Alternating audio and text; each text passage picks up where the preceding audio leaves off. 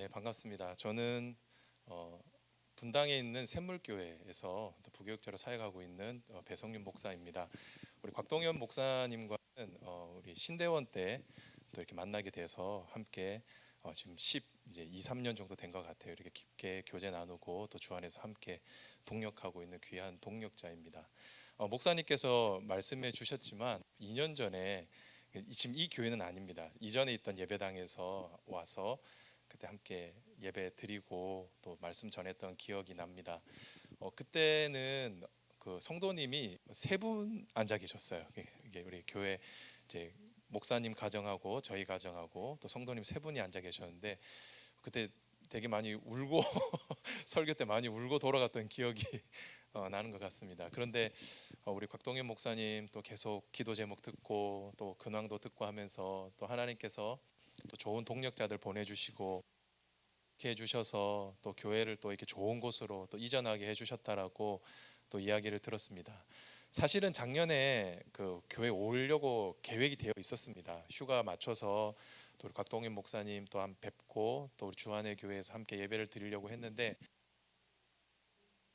또 아주 심해서 한 주 전이었나요? 한 주 전에 까지 오려고 했는데 또 급하게 취소를 했던 기억이 있습니다. 그런데 또 이렇게 교회에서 초대해 주시고 함께 또 예배를 드릴 수 있게 돼서 너무나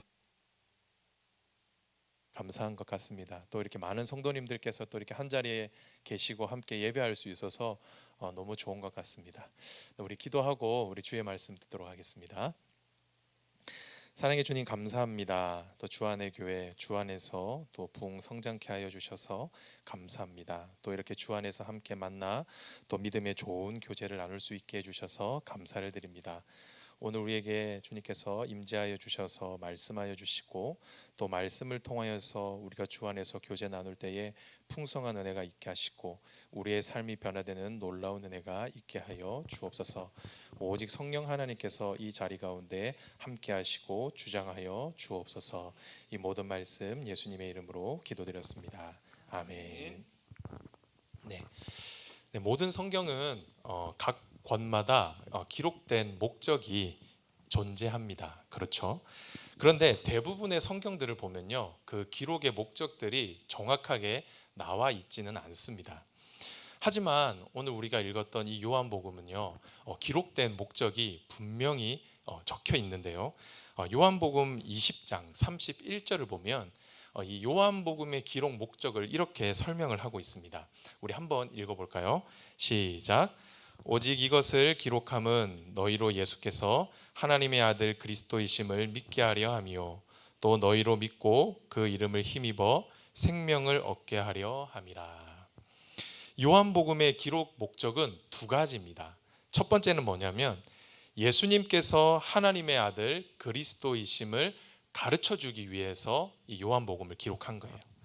그리고 두 번째는 그 예수님을 믿음으로 생명, 영생을 얻게 하기 위해서 요한복음을 기록했다라는 겁니다. 첫 번째는 하나님의 아들 그리스도이심, 쉽게 말해서 예수님께서 우리의 구원자 되심을 가르쳐 주기 위해서 요한복음을 기록했고, 또한 그 예수님을 믿음으로 영생, 생명을 얻게 하기 위해서 이 요한복음을 기록했다라고 이 요한은 이 요한복음을 이렇게 기록하고 있는 겁니다.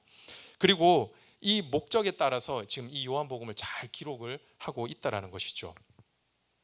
자, 오늘 본문은 우리에게 너무나 익숙한 본문입니다. 그렇죠? 교회를 조금만 다녀보셨던 분들이라고 한다면 이 가늠한 중에 잡힌 이 여인을 용서하시는 예수님의 이야기를 아마 한 번쯤은 다 들어보았을 것입니다. 그런데 아마 여러분들이 오늘 말씀을 읽으시면서 또 아까 성경 봉독을 했을 때 이상한 점을 한 가지 발견하셨을 것 같은데요. 아마 여러분들 성경에는 오늘 본문이 괄호로 되어 있을 겁니다. 그렇죠? 7장 53절에 앞에 괄호로 되어 있고 8장 11절까지도 괄호로 닫혀 있죠. 그리고 성경 좋은 성경입니다. 별로 안 좋은 성경은 기록 안 돼 있는데 좋은 성경을 보면은 그 밑에 이렇게 각주가 달려 있을 겁니다. 어떤 사본에 7장 53절부터 8장 11절까지 없음이라고 아마 이렇게 적혀 있을 거라고 생각을 합니다.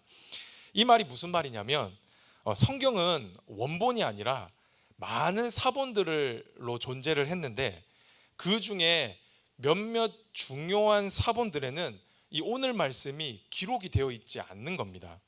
그래서 괄호로 표시를 한 겁니다. 넣어도 되고 빼도 된다라는 것이죠. 그리고 사실 오늘 여러분들이 요한복음 말씀을 잘 보시면 아시겠지만 이 이야기가 이 요한복음에 기록되지 않아도 전혀 문맥상 틀리지가 않습니다. 어색하지가 않아요. 그런데 이상하게 오늘 이 말씀이 이 요한복음에 탁 기록이 되어 있다라는 것이죠. 그런데 오늘 본문은 사실은 초대교회 때부터 예수님에 관한 아주 중요한 말씀으로 간주되어 왔던 말씀이었어요. 중요한 사본들에 이 말씀이 기록되어 있지는 않았지만 초대교회 성도님들은 이 말씀을 아주 중요한 말씀이다라고 여겼다라는 것이죠. 왜냐하면 오늘 본문에 담겨 있는 예수님의 모습이 이 땅에 오신 하나님의 아들, 이 땅 가운데 오신 하나님의 아들이신 예수님을 아주 선명하면서도 감동적으로 보여주고 있기 때문입니다. 그렇기 때문에 오늘까지도 이 말씀이 우리에게 익숙하게 전해져 내려오고 있는 것입니다. 그래서 저는 오늘 이 말씀을 통해서 이 땅에 오신 하나님의 아들 예수 그리스도를 함께 묵상하고자 합니다. 바라기는 오늘 말씀을 통해 이 땅에 오신 하나님의 아들 예수님이 누구이신지를 보다 분명히 아는 저와 여러분들이 되시기를 바랍니다. 그리고 한 걸음 더 나아가 그 예수님 안에 있는 영생, 생명을 얻는 놀라운 은혜가 있기를 주님의 이름으로 축복합니다. 아멘. 자, 첫 번째, 오늘 본문이 일러주시는 하나님의 아들이신 예수님은 어떤 분이십니까? 그분은 바로 저와 여러분을 긍휼히 여기시는 분이십니다. 뭐라고요? 예수님은 저와 여러분을 긍휼히 여기시는 분이시다, 불쌍히 여기시는 분이시다라고 말씀하고 있습니다. 우리를 향한 예수님의 눈빛이 정죄의 눈빛이 아니라 긍휼함이 가득 묻어있는 눈빛으로 저와 여러분들을 바라보신다라는 겁니다. 그리고 그 긍휼히 여기시는 마음으로 저와 여러분과 함께 하시는 분이 바로 우리가 믿는 예수님이시다라는 것이죠. 이것이 바로 오늘 본문이 우리에게 일러주시는 예수님의 모습입니다. 오늘 본문을 보면 바리새인과 서기관들이 음행 중에 잡힌 여인을 예수님께로 끌고 오는 것으로 내용이 시작이 됩니다. 그런데 오늘 본문을 보시면 조금은 석연치 않은 부분이 있다라는 것을 아마 여러분들은 직감하실 수가 있을 겁니다. 자, 기본적으로 음행이라고 하는 것은 남자와 여자가 함께 범하는 죄이죠. 그렇죠? 그런데 오늘 본문 그 어디를 봐도 음행한 남자는 나오지 않습니다. 그렇죠?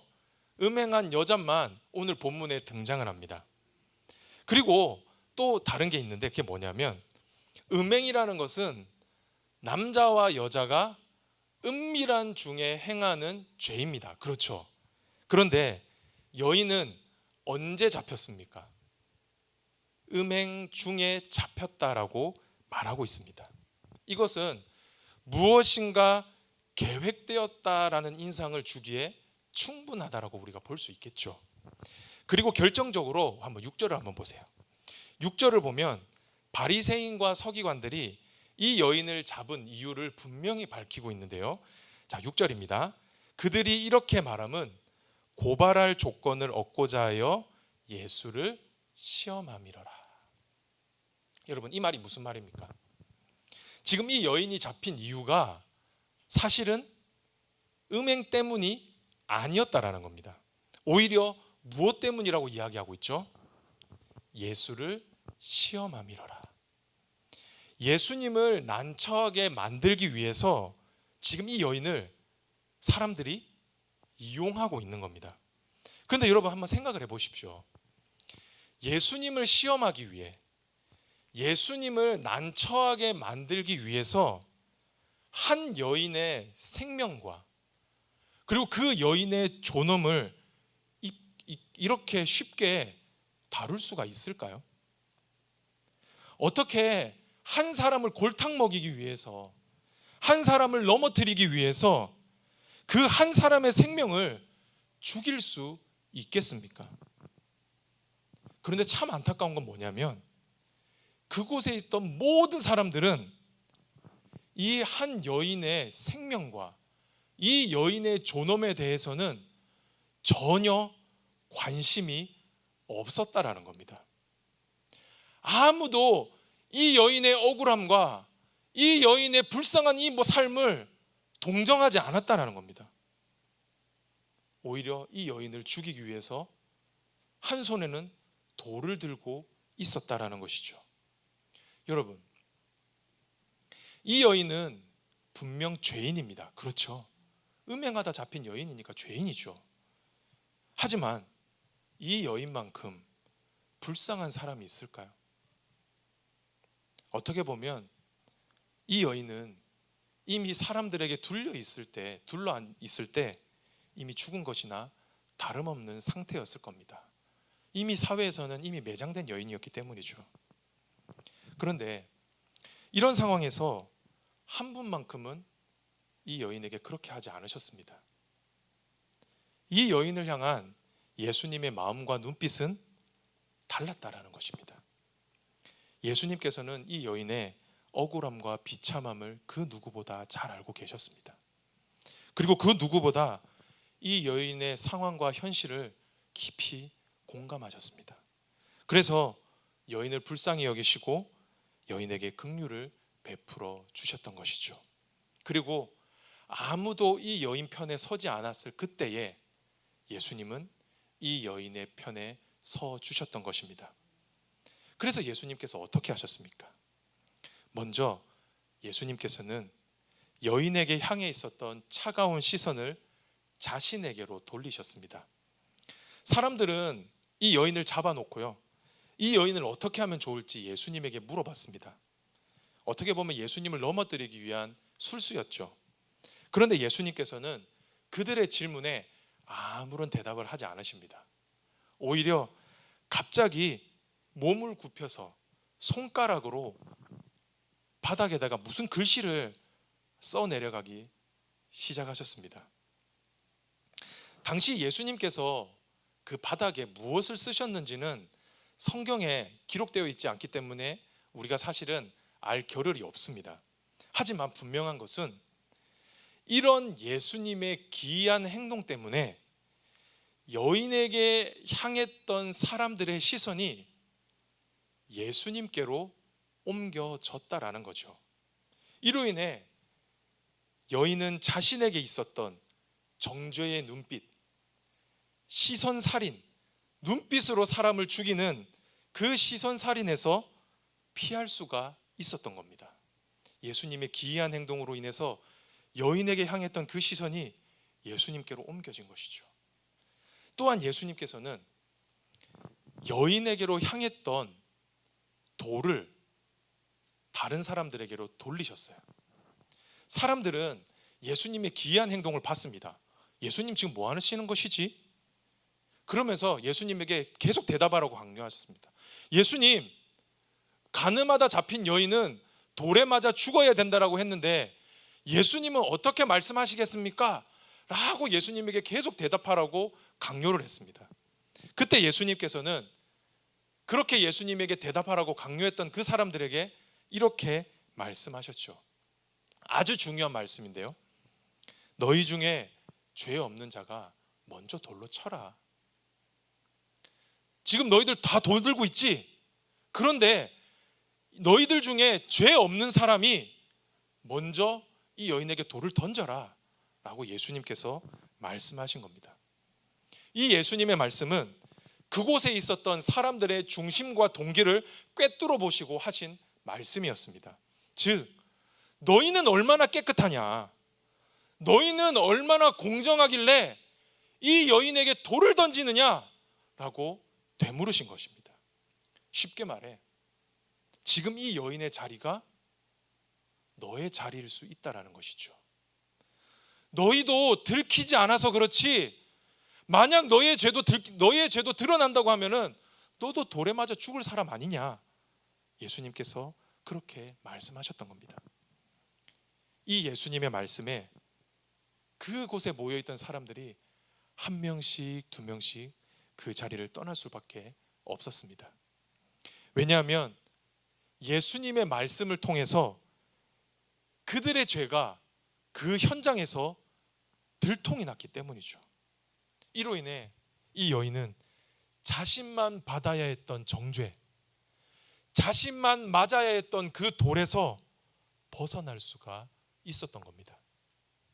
성도 여러분, 저는 이 말씀을 묵상하고 또한 이 예수님의 모습을 제 머릿속으로 상상하면서 그려봤는데 괜히 가슴 한켠이 따뜻해지는 기분이 들었습니다. 뭐라고 설명은 할 수는 없을 것 같은데 가슴 한켠이 뭉클한 마음이 들었습니다. 왜냐하면 그 누구도 나를 이해해 주지 못하고 내 편이 되어주지 않을 때, 모두 나를 향해 비난의 돌을 던질 때 단 한 분, 예수님만큼은 그렇지 않으시다라는 겁니다. 오히려 나를 이해하시고 내 편에 서서 나를 도와주시는 분이 바로 예수님이라는 것이죠. 사실 저와 여러분 모두도 현장에서 가늠하다 잡힌 여인과 다를 바 없는 죄인입니다.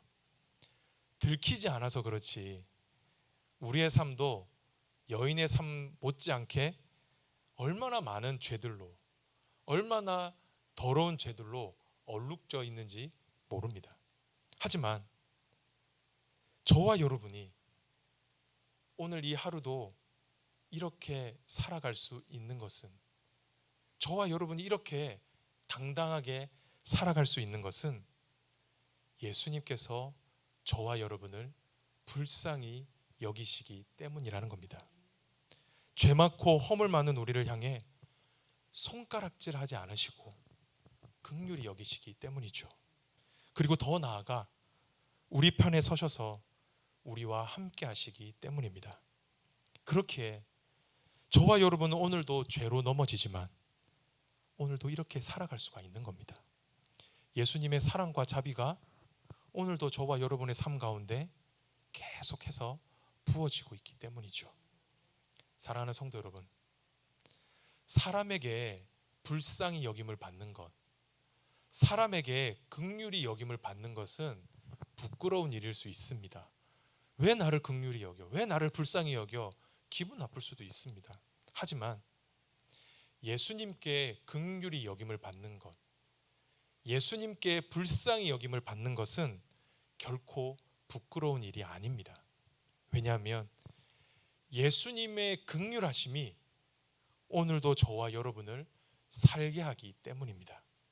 간절히 바라기는 우리를 긍휼히 여기시는 예수님을 온전히 믿고 신뢰할 수 있기를 주님의 이름으로 축복합니다. 그렇게 할 때 우리 예수님께서 내 편에 서 주셔서 우리와 함께 해 주실 것입니다. 바라기는 저와 여러분 모두 예수님의 긍휼하심을 매일의 삶 속에서 풍성히 누릴 수 있기를 주님의 이름으로 축원합니다. 아멘. 두 번째입니다. 하나님의 아들이신 예수님은 어떤 분이신가? 바로 하나님의 아들이신 예수님은 저와 여러분의 죄를 용서해 주시는 분이십니다. 우리가 다 같이 따라해 볼까요? 용서하시는 예수님. 네. 우리는 앞선 말씀을 통해서 예수님은 저와 여러분을 긍휼히 여기시는 분이시다라고 배웠습니다. 그런데 오늘 본문은 한 걸음 더 나아가서 예수님은 저와 여러분을 긍휼히 여기실 뿐만이 아니라 저와 여러분의 모든 죄를 용서하실 수 있는 분이시다라고 말씀하고 있습니다. 즉 우리의 삶에 드리워져 있는 모든 죄를 몰아내시고 우리에게 죄사함의 은혜를 허락하시는 분이 바로 예수님이시라는 것이죠. 본문 9절을 보면 여인을 향해 살기를 내뿜고 있던 사람들이 예수님의 말씀에 각자 집으로 돌아가게 됩니다. 오늘 본문은 이렇게 모든 사람들이 다 돌아가고 예수님과 여인 단 둘만이 남았다라는 것을 기록하고 있는데요. 9절 하반절을 한번 잘 보십시오. 오직 예수와 그 가운데 섰던 여자만 남았더라. 그리고 10절 상반절입니다. 예수께서 일어나사 여자 외에는 아무도 없는 것을 보시고. 성경은 예수님과 여인 둘만 남았다라는 것을 유독 강조를 하고 있는데요, 여기에는 이유가 있습니다. 그것은 바로 여인에게 돌을 던질 수 있는 사람은 누구밖에 없다라는 것이죠. 바로 예수님밖에 없다라는 겁니다. 아까 예수님 얘기했죠. 여기서 죄 없는 자가 먼저 돌로 쳐라라고 얘기했는데 모든 사람들은 다 죄인이었기 때문에 그 자리를 떠날 수밖에 없었던 겁니다. 그런데 예수님은 그 현장 가운데 끝까지 남아 계셨다라는 겁니다. 이 말은 예수님만이 이 여인을 정죄할 수 있고 예수님만이 이 여인을 향해서 돌을 던질 수 있다라는 겁니다. 그런데 예수님께서는 그곳에서 어떻게 하셨습니까? 예수님은 여인에게 돌을 던지지 않으셨습니다. 예수님은 여인을 정죄하지 않으셨습니다. 오히려 예수님은 여인을 향해 이렇게 하셨습니다. 우리 10절 하반절인데요, 우리 다 함께 읽어보겠습니다. 시작. 여자여, 너를 고발하던 그들이 어디 있느냐? 너를 정죄하는 자가 없느냐? 아멘. 예수님이 먼저 여인에게 이렇게 물어봅니다. 여자여, 지금 너희를 고발했던 그 사람들 지금 다 어디 갔니? 너를 정죄하던 그 사람들 지금 다 어디에 있니? 라고 이렇게 여자에게 물어보시죠. 그런데 여러분, 이 문장 안에 중요한 것이 있습니다. 사실은 예수님의 이 질문이 중요한 게 아니라요, 이 여인을 부른 예수님의 호칭이 정말 중요합니다. 예수님은 여인을 향해 여자여라고 이렇게 부르는데요, 이것은 그냥 여인을 부르는 단순한 호칭이 아닙니다. 여기에서 여자여라고 하는 말은 한 여자를 높이 부를 때, 존중히 여길 때 사용하는 호칭입니다. 우리나라 말로 좀 표현하면은 여사님 정도입니다. 좀 사람을 높게 부르는 존칭이죠. 이 말은 예수님은 이 여인을 죄인 취급하지 않으셨다라는 거예요. 예수님은 이 호칭을 통해서 너는 바람 피운 여자가 아니야. 너는 죄를 범한 여자가 아니야. 너는 음행하다 잡힌 여자가 아니야 라고 말씀하시고, 오히려 너는 하나님이 존귀히 여기시는 존중받는 여자야 라고 불러주신 것이죠. 이런 예수님의 따뜻한 말씀에, 이 호칭에 지금까지 한마디도 못했던 여자가 입을 떼기 시작하는 겁니다. 지금까지는 그 정죄에 억눌려서, 그 수치와 부끄러움에 억눌려서 한마디도 못하고 있었던 그 여인이 예수님의 여자여라고 하는 이 말씀을 통해서 드디어 입을 떼고 말을 하기 시작하는 거예요.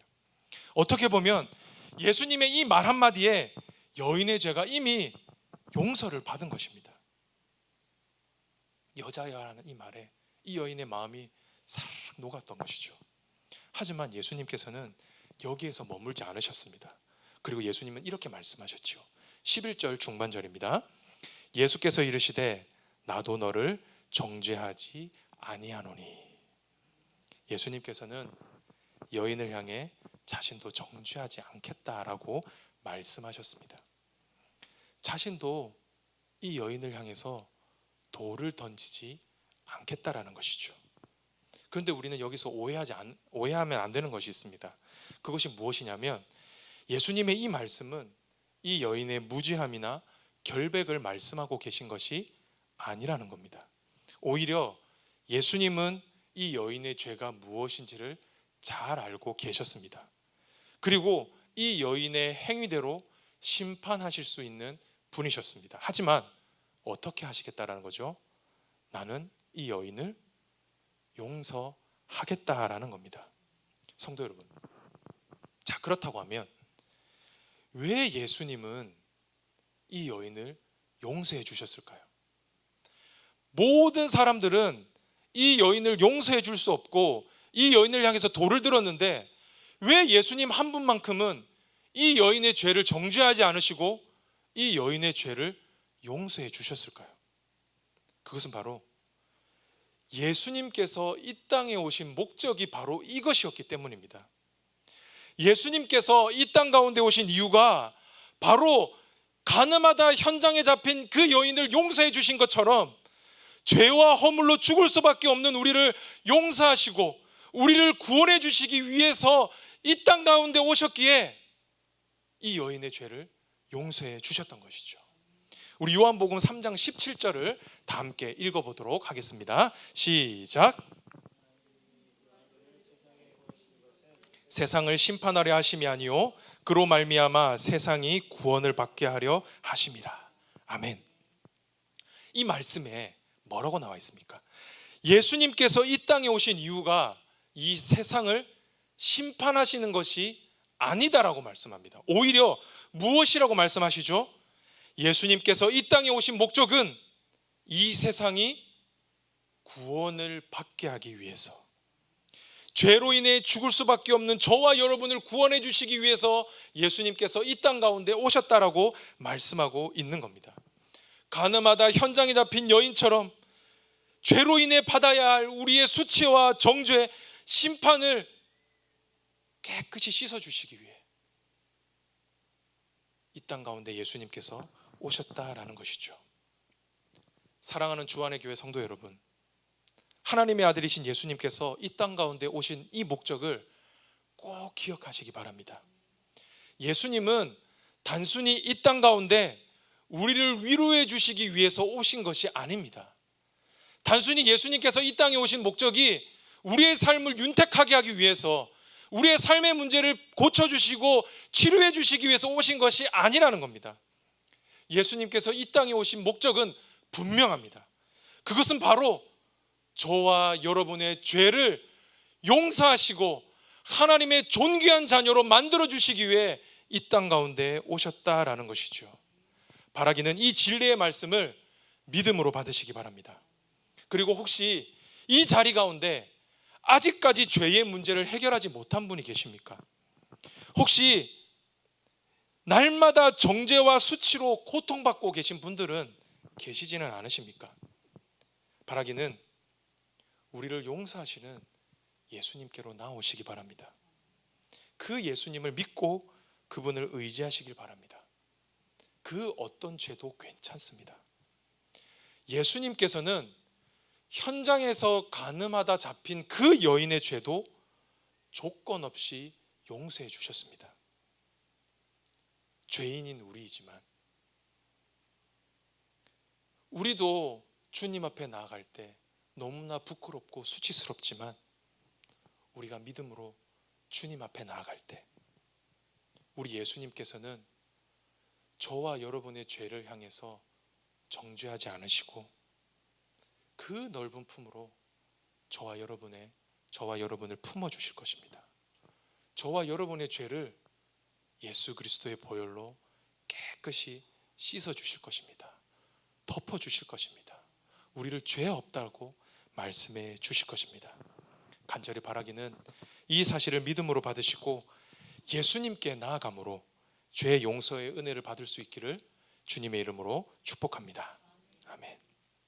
마지막인데요, 하나님의 아들이신 예수님은 어떤 분이신가? 예수님은 우리에게 새로운 삶을 허락해 주시는 분이십니다. 우리 다 함께 읽어볼까요? 시작. 새로운 삶을 허락하시는 예수님. 우리는 앞선 말씀들을 통해서 예수님만이 저와 여러분을 불쌍히 여기시고 우리의 모든 죄를 용서해 주실 수 있는 분이시다라고 배웠습니다.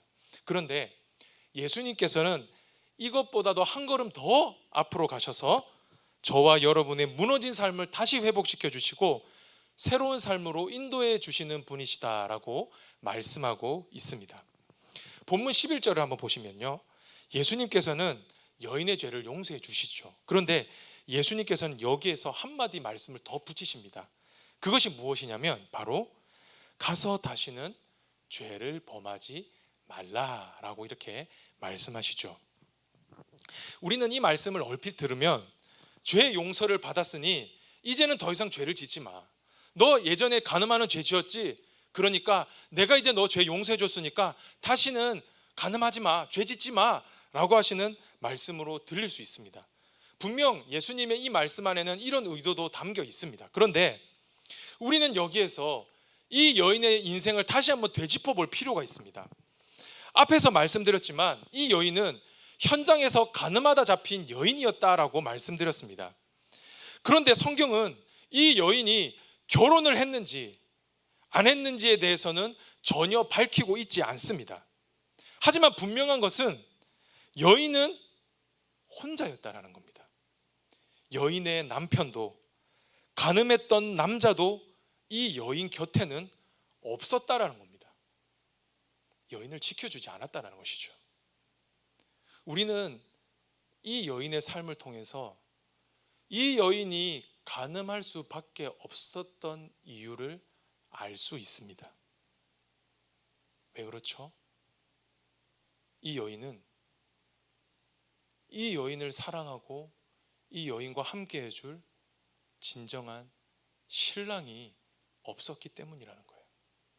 이 여인이 간음할 수밖에 없었던 이유, 남성에게 그렇게 목을 맬 수밖에 없었던 이유가 바로 여기에 있었다라는 겁니다. 그런데 그곳에 마지막까지 누가 남아 계셨습니까? 바로 예수님이셨습니다. 예수님만이 끝까지 여인 곁을 지키셨다라는 거예요. 즉 예수님께서 다시는 가서 죄를 범하지 말라라고 하는 이 말은 다시 죄를 짓지 말라고 하는 이 말이 아니라 여인의 인생 가운데 예수님께서 친히 신랑과 남편이 되어 주시겠다라는 말씀이라는 겁니다. 내가 너의 신랑이 되어 줄게. 내가 너의 남편이 되어 줄게. 그러니 다시는 그런 죄를 짓지 마. 내가 너에게 한량없는 사랑을 베풀어 줄게. 내가 너와 영원히 함께 해줄게. 예수님께서 그 여인에게 말씀해 주셨다라는 것이죠. 친히 신랑이 되어 주셔서 여인의 빈자리를 채워주시고 여인으로 하여금 다시는 방황하지 않도록, 다시는 죄를 짓지 않도록 함께 해주시겠다라고 하는 이 약속의 말씀이 가서 다시는 죄를 범하지 말라고 하시는 이 말씀 안에 담겨 있었다라는 겁니다. 사랑하는 성도 여러분, 우리가 믿는 예수님은 어떤 분이십니까? 우리 예수님은 무너진 우리의 삶을 다시 회복시켜 줄 수 있는 분이십니다. 더 이상 회복 불가능해 보이는 우리의 인생을 다시 일으켜 주시고 비어있는 우리의 인생을 가득 채우실 수 있는 분은 오직 예수님 한 분밖에 계시지 않으시다라는 겁니다. 간음하다가 현장에 잡힌 이 여인이 어떻게 자신의 인생을 새롭게 시작할 수 있겠습니까? 이미 낙인이 찍혀버린 이 여인의 인생 어떻게 새롭게 시작할 수 있겠습니까? 하지만 이 여인이 자신의 인생을 새롭게 시작할 수 있었던 이유, 다시 당당하게 자신의 삶을 일으켜 세울 수 있었던 이유는 바로 예수님께서 이 여인과 함께 해주셨기 때문이라는 것이죠. 즉 우리 예수님께서 저와 여러분과 함께 하신다라고 한다면 죄에서 벗어나 존귀한 하나님의 자녀로, 존귀한 하나님의 신부로 다시 회복시켜 주시고 그렇게 우리의 인생이 온전히 주 안에서 새롭게 될 수 있다라는 겁니다. 사랑하는 주 안의 성도 여러분, 간절히 바라기는 이 사실을 믿음으로 받으시기 바랍니다. 우리는 이런 놀라운 예수님의 은혜를 요한복음 4장에서도 살펴볼 수가 있습니다. 요한복음 4장을 보면 어떤 내용이 나오냐면 예수님께서 사마리아라고 하는 성 중에 수가라는 성으로 들어가셨습니다. 아마 예수님께서 그곳에 목이 마르셨던 것 같습니다. 그래서 우물로 가죠. 그런데 예수님은 그곳에서 한 여인을 만나게 됩니다. 그런데 예수님이 만난 이 여인은 무엇인가 채워지지 않는 영적 목마름을 안고 있는 여인이었습니다. 그래서 이 여인이 선택한 것이 무엇이었냐? 자신의 영적인 목마름을 채우기 위해서 선택한 것이 무엇이었냐면 바로 이성에 대한 사랑이었습니다. 누군가가 나를 사랑해 준다면, 어떤 남자가 자신을 사랑해 준다면 자신은 이런 목마름을 해결해 줄 수 있을 것 같아, 나는 내 인생이 새로워질 수 있을 것 같아 라고 하면서 남자를 찾아 만났다는 것이죠. 그래서 만난 남자가 6명이었습니다. 하지만 이 여인의 인생이 어땠습니까? 이 여인은 누군가로부터 사랑을 받지 못했습니다. 쉽게 말해서 여인의 영적인 목마름은 채워지지 못했다라는 것이죠. 항상 갈급한 상태였습니다. 오히려 사람들에게 비난받는 여인이 되었죠. 그래서 뙤양볕에 아무도 사람들이 오지 않는 그 시간에 혼자 물을 기를 수밖에 없는 인생이었던 겁니다. 그런데 예수님께서는 이 여인을 찾아가시죠. 그래서 예수님께서 어떻게 하십니까? 예수님께서 친히 이 여인의 삶에 마르지 않는 우물이 되어주시겠다라고 약속해 주셨습니다. 영원히 목마르지 않는 생수가 되어주시겠다라고 말씀해 주셨던 것이죠. 이 세상에 그 어떤 것으로 채울 수 없는 그 주님의 사랑으로 이 여인의 인생을 덮어버리신 겁니다. 이로 인해 이 여인은 완전한 인생, 새로운 인생을 살게 되었던 것입니다. 사랑하는 성도 여러분, 저와 여러분도 마찬가지입니다. 우리의 인생도 우리 스스로는 결코 채울 수 없는 영적인 목마름을 우리는 항상 갖고 살아갑니다. 우리는 그 목마름을 채우기 위해 이 세상에서 동분서주하며 살아가죠. 어떤 사람은 그것이 돈을 많이 벌면은 내 인생의 목마름을 채울 수 있을 거야. 어떤 사람은 나는 명예를 가지면 나는 나의 인생의 목마름을 채울 수 있을 거야. 아니면 나는 어떤 사람들의 인정을 받는다고 하면, 사랑을 받는다고 하면 나는 나의 영적인 이 목마름은 채워줄 수 있을 거야 라고 하면서 열심히 인생을 살아가죠. 그런데 그것이 여러분 다 채워집니까? 돈을 많이 가진다고 해서 우리의 인생의 목마름이 채워지나요? 누군가로부터 인정을 받는다고 해서, 높은 지위에 오른다고 해서 나의 인생이 채워지나요? 결코 채워지지 않죠. 오히려 더 극심한 목마름과 세상으로부터 받는 상처와 아픔이 매일마다 우리의 삶 가운데 찾아오지 않습니까? 그런데 예수님께서는 저와 여러분에게 이렇게 말씀하십니다. 내가 너의 신랑이 되어주겠다라고 말씀하시죠. 내가 너의 목마름을 해결해 줄 생수가 되어주시겠다라고 말씀하고 계십니다. 사랑하는 성도 여러분, 혹시 남에게는 말 못하는 죄로 인해 아무도 모르는 나의 인생의 죄로 인해서 무너진 삶을 살아가고 계신 분이 계십니까? 인생의 목마름을 이 세상의 것으로 채우려다가 실패와 낭패를 보신 분이 계십니까? 간절히 바라기는 그런 분이 계시다고 한다면 다른 곳 가지 마시고요, 예수님께로 나오시기 바랍니다. 우리의 죄를 용서하시고 우리의 영적인 목마름을 해결해 주실 예수님께로 나오시기 바랍니다. 그렇게 할 때 저와 여러분은 스스로 해결할 수 없는, 결코 채울 수 없는 인생의 목마름을 예수님께서 채워 주실 것입니다. 예수님께서 친히 신랑 되어 주셔서 저와 여러분의 삶에 항상 함께하여 주실 것이고요, 도와주실 것입니다. 우리의 영적인 목마름을 채워주실 것입니다. 바라기는 이 사실을 믿음으로 받으시고 예수님 안에서 새롭게 되는 은혜가 있기를, 예수님을 믿음으로 인하여서 영적인 목마름을 해결할 수 있기를 주님의 이름으로 축원합니다. 아멘. 말씀을 맺도록 하겠습니다. 우리는 오늘 말씀을 통해 하나님의 아들이신 예수님께서 누구이신지 함께 묵상해 보았습니다. 사실은 다른 말씀들도 준비할 수 있었고 또 나눌 수 있었지만 이 말씀을 나눈 이유는요, 우리 주안의 교회를 향한 그런 하나님의 마음을 저에게 주셨기 때문입니다. 주안의 교회가 지금까지 주 안에서 이렇게 성장하고 부흥한 것 참 감사한 일입니다. 그것은 우리의 어떤 노력이나 어떤 우리의 어떠한 힘으로 된 것이 아니라 우리 주님께서 또 이 교회에게 주신 은혜가 있고 또 이 교회에게 주신 사명이 있기 때문이라고 믿습니다. 그런데 그 사명은 오직 하나, 바로 예수 그리스도를 전하는 겁니다. 아직까지 예수 그리스도의 긍휼함을 받지 못한 그 사람들을 향해서, 예수 그리스도의 그 십자가의 용서의 은혜를 경험해 보지 못한 그들을 향해서 예수 그리스도를 만나지 못하 자신의 삶에 함몰되어 무너져가고 있는 그 성도들을 향해서, 그 사람들을 향해서 주님께서 이 교회를 세워주신 거라고 믿습니다. 바라기는 오늘 이 주신 말씀 여러분들이 먼저 믿음으로 받으시고 그 예수님을 이 지역 가운데, 이 경주 땅 가운데 담대히 증거할 수 있는 그런 귀한 교회가 되기를 주님의 이름으로 축복합니다.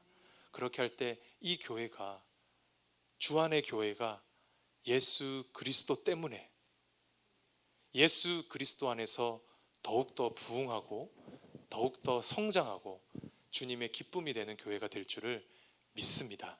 그렇게 함께 여기 계신 우리 모든 성도님들 함께 예수님을 의지하시면서 예수님과 동역할 수 있기를 주님의 이름으로 축복합니다. 아멘. 우리 말씀 기억하면서 우리 이 찬송 했으면 좋겠는데